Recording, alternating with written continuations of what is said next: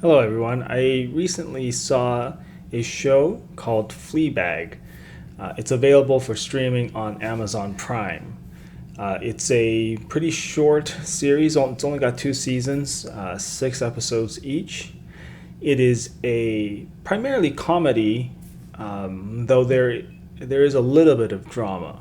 It's an excellent show. Let me just get that out there, and I wanted to talk a little bit about it.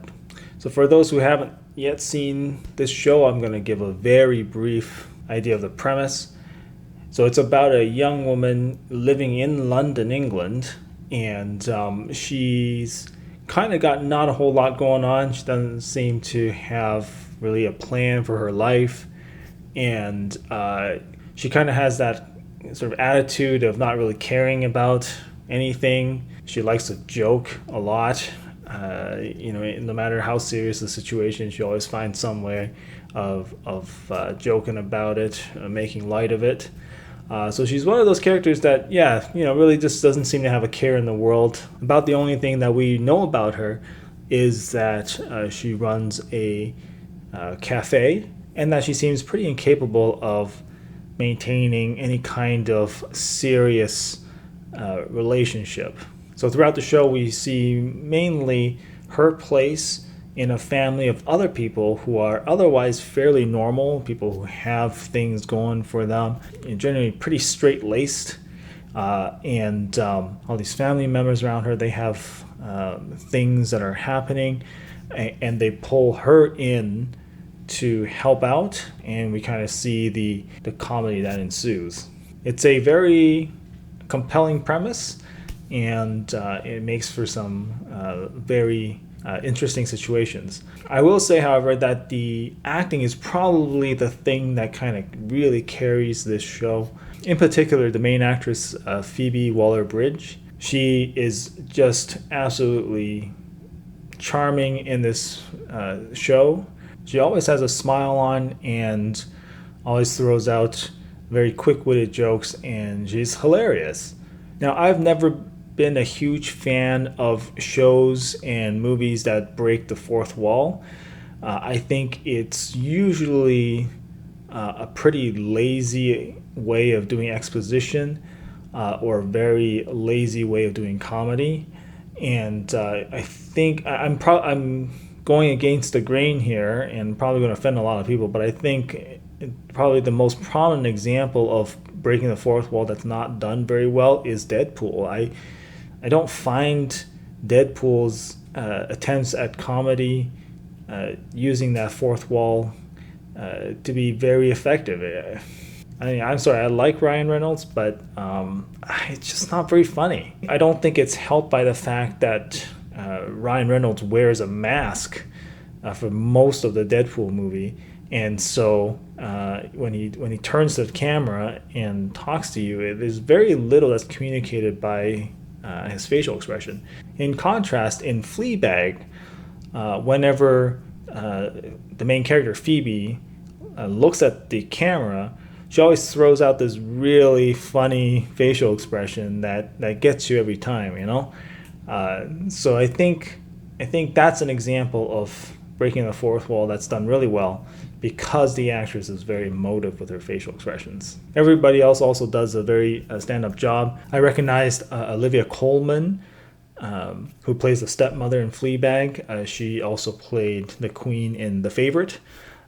She's hilarious.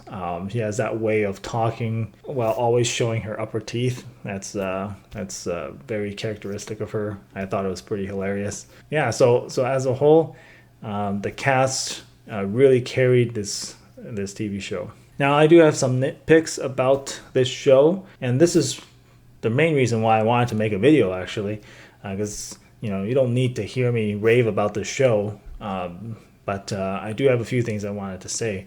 So the first thing I wanted to say is that this show spans two seasons, and the first season is super offbeat and very refreshing, and very interesting. I feel like the second season takes a bit of a weird turn. It's still very entertaining, and it's great, but you can tell that it's really going for the feels, but it's a change in tone that I did not quite expect and am not a huge fan of, because the first season sets up Fleabag as this character who is very carefree and not particularly attached to any particular person, but the whole second season seems to revolve around her relationship with the priest, and I don't really know why. I don't think it was sold very well why she was so infatuated with this priest. I mean, there was one scene where she made it seem like she was attracted to him physically, but I can't imagine that's the only reason for her to become so addicted to one person. And it can't be because of his virtuousness, because I think her original boyfriend, Harry, was kind of an example of another person who was very virtuous. I think he was a bit slow, and so maybe that didn't quite do it for her. But yeah, I mean, I don't really know why the priest made such an impact on her. It is for this reason I feel like the second season of Fleabag loses a bit of its originality. So hear me out. I think much of this story arc dealing with the priest is very similar to an episode from It's Always Sunny in Philadelphia. So I'm a huge fan of that show, and I immediately recognized that one episode where Sweet D suddenly became inexplicably infatuated with Cricket, who was a priest. And so she spends the episode trying to pursue Cricket, with Cricket kind of brushing her off because of his responsibilities to God, but eventually kind of succumbing to her wiles. And it's very similar to what happens in Fleabag. And they both even have the same kind of pivotal confessional booth scene. Now, It's Always Sunny in Philadelphia is a strict comedy. It's not really a drama at all. And so it kind of plays out differently to a slightly different effect, but it still overall feels very similar.